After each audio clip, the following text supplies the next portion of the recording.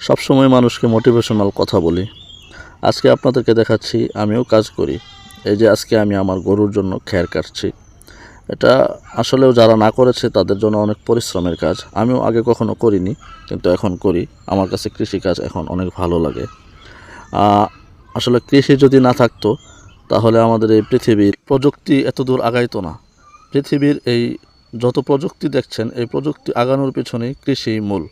কৃষি এই পৃথিবীর শুরু থেকে আছে এবং পৃথিবীর শেষ পর্যন্ত কৃষিই আসল থাকবে।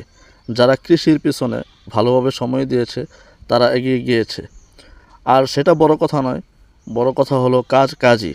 আপনি যেই কাজই করেন সেটাকে বড় করে দেখতে হবে এবং সেটাকে অনেক মূল্যায়ন করতে হবে।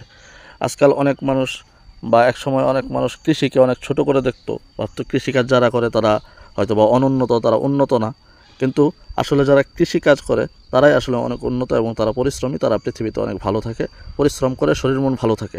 আপনারা যারা কাজ খুঁজে পাচ্ছেন না, কৃষিতে মনোযোগ দিন, এখানে ইনভেস্ট লাগে না।